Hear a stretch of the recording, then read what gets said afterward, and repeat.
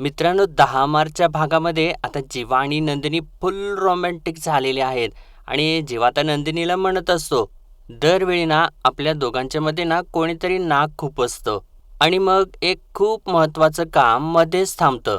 तर नंदिनी आता नाटक करू लागते, म्हणते काम? कुठलं काम?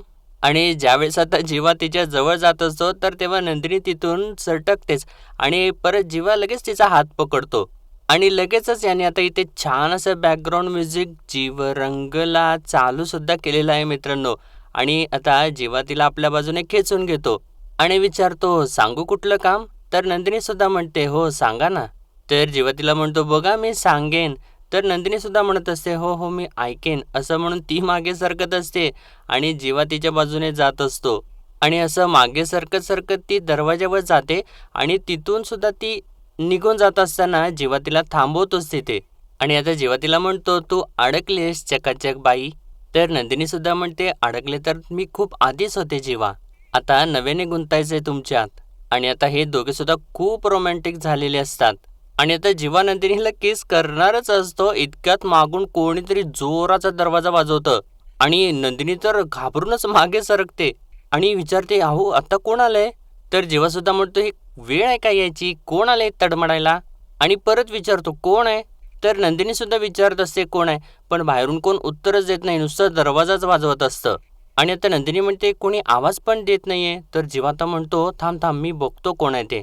असं सांगून तो दरवाजा उघडतो आणि दरवाजा उघडल्यानंतर त्याला धक्काच बसतो. आणि तोपर्यंत मित्रांनो, इकडे त्यांनी आता परत पार्थ आणि काव्याचा सीन दाखवलेला आहे.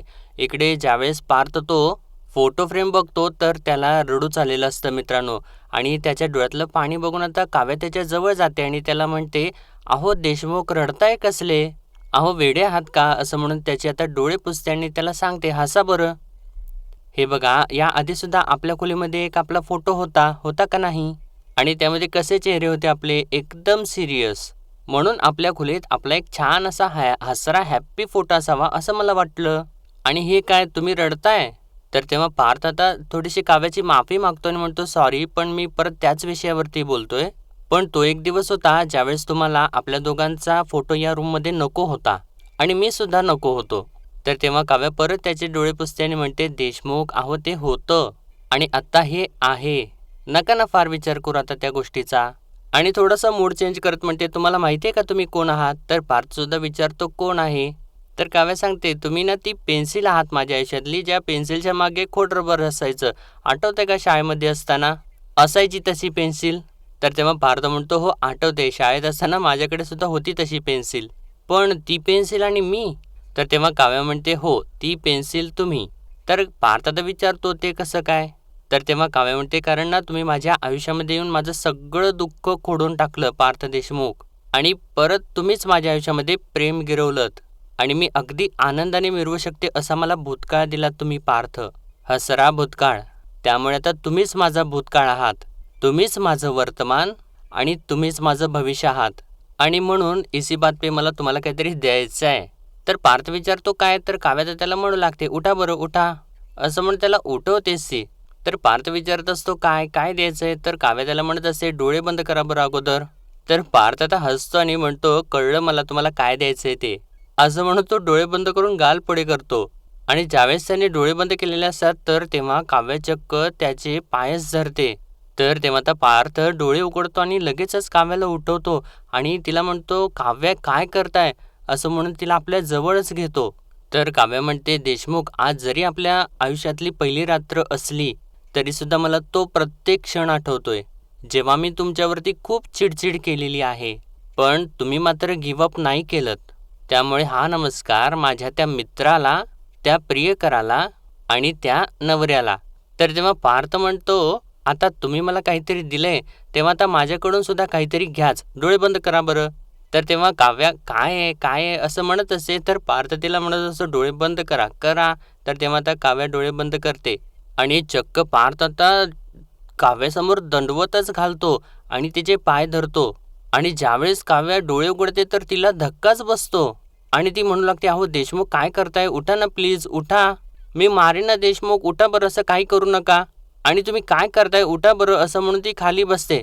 तर ज्यावेळेस ती खाली बसते तर तेव्हा पार्थ तिच्या मांडीवरती डोकं ठेवून झोपतो. तर तेव्हा काव्या म्हणते, "काय हे पार्थ?" तर पार्थ म्हणतो, "काय आहे ना पट्टराणी, आम्ही जरी तुमचे शिंगेश्वर महाराज असलो ना, तरीसुद्धा कायम आम्ही ना असेच तुमच्या पायाशी पडून राहू. लोक म्हणतात की नवऱ्याच्या पायाशी बायकोचा स्वर्ग असतो, पण मी म्हणतोय की जिवंतपणी जर नर्क बघायचा नसेल, तर नवऱ्याने बायकोच्या पायाशी साष्टांग नमस्कार घातलाच पाहिजे." तर तेव्हा काव्या तर पार्थला एक टपलीच मारते आणि म्हणते, "देशमुख," असं म्हणून ती मोठमोठ्याने हसत असते आणि म्हणते, "आवडलं मला, पण माझ्यापेक्षाही जास्त तमाम नवरे गँगला आवडणारा डायलॉग होता हा. बरं शिंगेश्वर महाराज असे जमिनीवरच पडून राहणार आहात का?" तर पार्थ आता उठून बसतो आणि म्हणतो, "नाही नाही पट्टराणी, राज्यात आता सगळं काही कुशल मंगल आहे. सगळी जोडपी एकत्र आलेली आहेत." आणि म्हणतो, आता आपण असं म्हणून तिच्या जवळ जवळ जात असतो. तर काव्य त्याला एकदमच थांबा असं म्हणते. तर पार्थ म्हणतो, "आता परत का थांबा?" आणि तेव्हा तिला तो क्षण आठवतो ज्यावेळेस हे दोघांनी पहिल्यांदा बेड शेअर केलेला असतो. आणि तेव्हा काव्य पार्थला म्हणत असते, "आपण शेजारी शेजारी नको झोपूयात." आणि ते आठवल्यानंतर आता काव्य पार्थला म्हणते, "माझ्या उशीला तिची खरी जागा दाखवायला नको का?" आणि ते आता दोघे सुद्धा उठून उभे राहतात. आणि पार्थ तर आपल्या जागेवरती जाऊन बसतो आणि काव्या आपले जे काही उशी असते ती परत अशी फिरवून आपल्या त्या ओरिजिनल जागेवरती ठेवते. आणि त्यांनी लगेचच इथे लग्नानंतर होईलच प्रेम बॅकग्राऊंड म्युझिक चालूसुद्धा केलेलं आहे मित्रांनो. आणि ज्यावेळेस काव्या ती उशी त्या त्या जागेवरती ठेवते तर पार्थ लगेचच तिला खेचून आपल्या दिशेने घेतो. आणि तिथूनच बाजूनं लगेचच एक गुलाबाचं फूल घेतो. आणि त्यानंतर अजून एक गुलाबाचं फूल घेतो. आणि एक गुलाबाचं फूल दुसऱ्या गुलाबाच्या फुलाला लावत असो तर काव्य त्याला विचारते, "तुम्ही हे काय करताय देशमुख?" तर पार्थ सांगतो, "ते किस करायच्या आधी ते दोन फुलं असं एकमेकांना करतात ना." तर काव्य म्हणते, "काय काय चाललंय तुमचं?" तर पार्थ म्हणतो, "हो मी ते पिक्चरमध्ये बघितलंय की किस करायच्या अगोदर अशी दोन फुलं येतात आणि असं एकमेकांना धडकतात." तर काव्या तर अगदी मोठमोठ्याने हसू लागते आणि म्हणते, "सिरियसली?" तर इकडे सुद्धा अगदी नंदिनी मोठमोठ्याने हसत असते आणि जीवा तिच्यावरती चिडत असतो, म्हणत असतो, "तू हसू नकोस हा." आणि नंदिनी हसत असताना जीवा तिच्यावरती चिडतो आणि म्हणतो, "थांब थांब, तू अगोदर थांब आणि हे घे आणि मी थांबते अगोदर नको त्यावेळी डिस्टर्ब करायला आलेल्याला ना त्या मेल करवल्याला मी हाकलतो."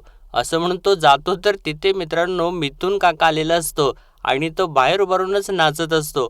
आणि त्या जीवा त्याच्यावरती भडकतो, म्हणतो, "अरे काका, तू इतक्या रात्री दूध द्यायला आलायस कशाला?" तर मिथून काका म्हणतो, "मी दूध द्यायला आलोय." "हा बरोबर आहे तुझं, पण म्हणजे मराठी भाषा जशी वळवाल तशी वळवते ना." "अरे मी दूध द्यायला आलोय." "अरे मी दूध द्यायला आलो नाही, मी दुधाचा ग्लास द्यायला आलेलो आहे." "काय नंदिनी बरोबर आहे ना?" असं म्हणून तो आत चाललेला असो तर जीवा त्याला वाटेतच थांबवतो आणि त्याला म्हणतो, "अरे काय काय चाललंय काय तुझं? अरे माझी पहिली रात्र आहे आणि तू काय गप्पा मारायला आत चाललायस?" तर तेव्हा मिथून काका म्हणतो, "अरे अरे अरे अरे घोर कलयुग. अरे लहानपणी भूताचे पिक्चर बघून घाबरून माझ्या खोलीत यायचास तू आणि आता लग्न झाल्यानंतर मला हाकलून देतोय? अरे कुठं नेऊन ठेवलाय माझा जुना जीवा?" तर तेव्हा जीवा त्याला म्हणतो, "झालं झालं का तुझं झालं?" तर मिथून काका त्याला म्हणतोय, "बघ आता मी काय म्हणतो, हे बघ दूध कोमट झालं असेल, त्याच्यामध्ये ना मस्तपैकी काजू बदाम पिस्ता असं खिसून टाकलेला आहे, पिऊन टाक आणि नंतर बघ." तर तेव्हा जीवा म्हणतो, "काय बघू?" आणि परत भडकतो सारी म्हणतो, "अरे काय काय बोलतोयस काय तू? मला गरज नाही त्यासाठी दूध प्यायची, चल चल." तर मिथून काका मोठ्याने ओरडू लागतो, म्हणतो, "अरे प्यायचं प्यायचं हेल्दी असतं, तुला माहिती नाही ते." तर तेव्हा जीवा हळू आवाजात त्याला म्हणतो, "अरे तोंडाला वास येतो दुधाचा, कळत कसं नाही तुला?" तर तेव्हा मिथून काका म्हणतो, "अरे त्यासाठीच आणलाय ना मी मुखवास." असं म्हणून त्याला देत असतो तर जीवा त्याला म्हणतो, "नको रे मला तुझा मुखवास, जा रे तू निघ वगैरे, चल चल इथून निघ." तर मिथून काका त्याला म्हणतो, "अरे तू नाही अगोदर माझ्यासमोर ते दूध पी." तर जीवा वैतागतोच आणि म्हणतो, "दुधाचा ब्रँड अँबॅसेडर झालाय हा." आणि इकडे नंदिनी तर आत मात्र खूप जोरात हसत असते. आणि त्यानंतर परत आता जीवा नंदिनीजवळ येतो आणि तिला म्हणतो, "हे बघ तो काय ऐकत नाहीये माझं, मला ते दूध प्यावं लागणार आहे, दे इकडं तू." आणि तो दुधाचा ग्लास घेऊन परत मिथून काकाच्या समोर जातो आणि एकदम गटा गटा गटा ते दूध त्याच्यासमोर पिऊन टाकतो. तर मिथून काका म्हणतो, "अरे काय मस्त तू गटागटा दूध पिलास, ग्लास रिकामा करून टाकलास." तर तेव्हा जीवा आता रिकामा ग्लास त्याच्या हातात देतो आणि म्हणतो, "झालं ना आता, निघ आता तू." तर मिथून काका परत नंदिनी म्हणून आत येत असतो आणि तिला जीवा थांबवल्यानंतर त्याला आतूनच तो नंदिनीला म्हणतो, "हे बघ काळजी घे, आराम कर." तर तेव्हा जीवा अजून वैतागतो आणि म्हणतो, "हे बघ ती पत्र पण लिहील तुला, खिडकीतून हातही बाहेर काढणार नाही आणि काय आहे ना, येतो म्हणून यायचं नसतं रे, जायचं असतं." तर तेव्हा मिथून काका परत त्याला चिडवू लागतो, अरे जातो रे जातो, मी दोघांना ऑल द बेस्ट म्हणायला आलो होतो. आणि तिथूनच म्हणतो, नंदिनी ऑल द बेस्ट. आणि काय आहे ना, आमच्या वेळेस सुद्धा बेडवरती पापड हालतरलेले होते. तर जीवा अजून जास्त वैतागतो आणि म्हणतो, यावेळी ना पापड दादाच्या बेडवरती जाऊन हांतर जा, निघ निघ जा, असं म्हणून त्याला ढकलतोच. आणि रागारागात दरवाजा बंद करून घेतो. आणि ज्यावेळेस दरवाजा बंद करतो तर नंदिनी तर मोठमोठ्याने हसतच असते इकडे. आणि इकडे तर वेगळाच सीन चालू असतो मित्रांनो. पार्थ जो असतो तो काव्याच्या केसामधली एक एक एक एक पिन काढून बाजूला ठेवत असतो आणि काव्या त्याला म्हणत असते, हळूहळू देशमुख टोचतात त्या पिना. तर पार्थ वैतागतो आणि म्हणतो, अहो काव्या केवढ्या त्या पिना लावल्यात तुम्ही, आणि या नवऱ्या मुली एवढ्या पिना का लावतात? पिना एका पिनांचा मॉल आहे. सगळे नवरे हेच म्हणत असतील, या पिना काडे काढेपर्यंत पहाट होत असेल. तर काव्या म्हणते, आता कळलं ना नवरी मुलगी एवढी वेळ का घेते तयार व्हायला. नवऱ्या मुलाचं बरं असतं की एक शेरवानी चढवली, केसांवर स्प्रे मारला, दाढीवरून हात फिरवला की नवरा मुलगा रेडी. आमचं तसं नसतं ना, आम्हाला वेळ लागतो. तर तेव्हा पार्थ तिला म्हणतो, पण हे सगळं तुम्ही मला का सांगताय? तर काव्या आता चिडते आणि त्याला म्हणते, आज युगला तुम्ही 2-3 वेळेला आमच्या रूममध्ये पाठवलं का? झाली का नवरी मुलगी रेडी? आवरलं का? आटपलं का? का पाठवलं मग त्याला? तुम्हाला नाही कळणार, तुम्हाला नाही कळणार हो, लग्नाच्या दिवशी नवऱ्या मुलीला काय काय भोगावं लागतं, ते काय काय त्रास होतो ते. तर तेव्हा पार्थ म्हणतो, एक्सक्यूज मी, नवऱ्या मुलाला काय काय भोगावं लागतं सांगू का? सांगू? नाही सांगतोच, तुम्ही ऐका. सकाळी सकाळी ना आवरून लग्नाच्या वेशाचे हे हे कपडे घालून, जाड जाड कपडे घालून, धोतर घालून आम्हाला कुलदेवतेच्या दर्शनाला जावं लागतं. तिथे किती घाम येतो, घाम. तुम्हाला काय, तुम्ही 3-3 तास रेडी व्हायला घेता, आम्ही आपलं मदनाचा पुतळ्यासारखं रेडी होतो आणि तुमची वाट बघत बसतो. घरचे म्हणतातच, अहो थांबा थांबा थांबा थांबा, तुम्हाला आता दूध केळ देतो. आम्हाला नाही आवडत ते दूध केळ वगैरे, मळमळतं मला खूप. पण नाही, नवरदेव हे, नवरदेवांनी सगळं ऐकलं पाहिजे. बरं लग्नात टोमणे मारावे ना तसे अक्षता फेकून मारतात, पण तुमचं काय, तुमच्या मानेवर सगळं काय हेअरस्टाईल वगैरे असते, आणि आमचं काय बाणासारखे टोचतात ते आम्हाला अक्षता, आणि त्यात तुमच्या त्या करवल्या असतातच वर, काहीतरी ते गंमत जम्मत म्हणून शूज चोरतात आणि आमच्याकडूनच पैसे मागतात.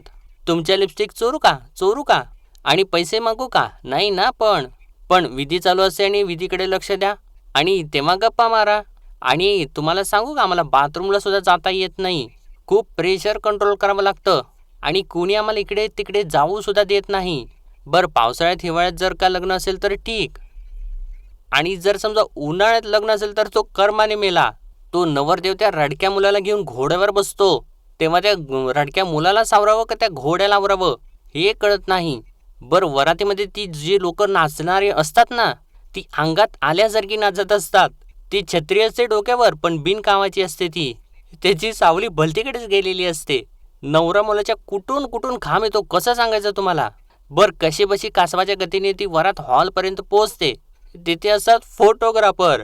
फोटोग्राफर म्हणतात स्माईल प्लीज, आणि स्माईल करायच्या वेळी म्हणतात बायकोचा चेहरा आठवा, इमॅजिन करा. अरे नाही होत इमॅजिन. 2 तास उभं राहून 3 तास दात टाकवून हात पाय तोंड सगळं दुखतं, मग फर्स्ट नाईटसाठी कशी काय ताकद उरणार, असं म्हणून सगळं काही बोलून तो खाली बसतो. तर तेव्हा आता काव्या हसत हसत उठते आणि मागं जाऊन त्याला थोडेसे मसाज करू लागते आणि म्हणते, थकला का माझा आर्किटेक्ट बोका. तर तेव्हा पार्थ म्हणतो, सॉरी हो पण खरंच थकलो. आणि काव्या तर मॉलिश करत असताना पार्थ म्हणतो, खूप बरं वाटते हो काव्या. आणि इकडे हे दोघे सुद्धा हसत असतात मिथून काका निघून गेल्यानंतर, आणि जीवा म्हणतो, गेला बाबा एकदाचा निघून. आणि त्यानंतर त्या बेडवरचा डिवायडर बघून म्हणतो, पण आता या डिवायडरचं काय करायचं आहे? बोलो बोलो चकाचक बाई, क्या किया जाय. तर तेव्हा नंदिनी म्हणते, मला विचाराल तर याला उचलून फेकला पाहिजे. तर जेव्हा सुद्धा म्हणतो, अगदी माझ्या मनातलं बोललीस ग. ॲक्च्युली ना हा डिवायडर आपल्यामधली लक्ष्मण रेषा होता. आता आपल्यात कुठलीच बॉर्डर नसेल. आणि तेव्हा त्या दोघांना सुद्धा तो क्षण आठवतो ज्यावेळेस पहिल्यांदा या दोघांनी ही बॉर्डर बनवलेली असते, आणि आता हे दोघे सुद्धा मिळून ती बॉर्डर काढू लागतात आणि उचलतात, आणि दोघं एकाच वेळी त्याला फेकून देतात, आणि दोघे सुद्धा छान हसत असतात. तर आता जीवा विचारतो आता, आणि हे दोघे रोमॅन्टिक झाल्यानंतर यांनी बरोबर तेच बॅकग्राऊंड म्युझिक लावले, लग्नानंतर होईलच प्रेम. तर नंदिनी लगेच थोडासा तो विषय टाळते आणि जाऊन मेकअप काढायसाठी बसते. तर जेव्हा परत तिच्याजवळ जाऊन बसतो आणि परत तिला विचारतो आता, तर नंदिनी लाजते आणि परत दुसऱ्या दिशेने आपलं तोंड वळवते. परत जेव्हा तिच्या परत समोर जातो आणि तिच्याकडे बघून हसत असतो. तर नंदिनी परत इथून उठते आणि परत आपला चेहरा वळवते. तर जीवा परत तिच्या समोर जातो आणि परत तिला विचारतो, आता? आणि आता? आता असं म्हणत तिच्या जवळ जवळ जात असतो. तर तेव्हा नंदिनी मागे मागे सरकत असते आणि लाजत असते. तर जीवा परत तिच्या जवळ जातो आणि तिला विचारतो, चकाचक बाई आता? तर नंदिनी परत मागे मागे सरकत असते आणि जीवा परत परत तिच्या जवळ जात असतो आणि विचारत असतो, आता? तर नंदिनी एकदमच मागे सरकते आणि त्याच्या पायावरती आपले पाय ठेवते. तर जीवा तिला विचारतो, हे काय? तर नंदिनी इशाऱ्याने त्याला पैंजण काढायला सांगते आणि आता जीवासुद्धा तिचे पाय आपल्या मांडीवरती घेतो आणि तिच्या पायातले पैंजण काढतो. तर नंदिनी अजून लाजत असते आणि त्यानंतर आता जीवा नंदिनीच्या एकदम जवळ जातो आणि तिला किस करणार असतो. तर तेव्हा त्याच्या पोटातून गुडगुड आवाज येऊ लागतो आणि तो मागे सरकतो. तर नंदिनी त्याला विचारत असते, काय झालं जीवा? तर तेव्हा जीवा काही नाही म्हणतो आणि परत किस करणार असतो. तर परत त्याच्या पोटातून गुडगुड आवाज येऊ लागतो. तर नंदिनी त्याला विचारत असते, जीवा पण काय होते तुम्हाला? तर तेव्हा जीवा पोटालाच हात लावतो आणि म्हणतो, नाही नाही काय नाही काय नाही काय नाही. तर नंदिनी आता त्याला विचारते, फॉर अ चेंज मी तुमच्या जवळ येऊ का? आणि आता नंदिनी जीवाच्या जवळ येत असते. तर तेव्हा जीवाला परत पोटामध्ये जास्तच गुडगुड होऊ लागतं आणि तो म्हणतो, चकाचक बाई मी काय म्हणतोय, मी असा गेलो आणि असा आलो असं म्हणतो, उठतो आणि वॉशरूममध्ये जातो. तर नंदिनी तिथे बसून एकटीच हसत असते. आणि मित्रांनो, आजचा भाग इथेच संपतो आणि पुढील भागामध्ये आपण पाहणार आहोत. आता अखेर या दोघांच्या मधला म्हणजे जीवा आणि नंदिनीमधला सगळा जो काही अडथळा असतो तो सगळा दूर होतो आणि जीवासुद्धा आता परत आलेला असतो आणि या दोघांची सुद्धा आता मधुमिलनाची रात्र अखेर सुरू होते आणि इकडे सुद्धा पार्थ आणि काव्याची मधुमिलनाची रात्र सुरू होते. तर मित्रांनो, आजच्या पुरतं एवढंच आणि भेटूया परत उद्याच्या भागामध्ये. तोपर्यंत आपल्या व्हिडिओला लाईक, शेअर आणि सबस्क्राईब नक्कीच करा. धन्यवाद.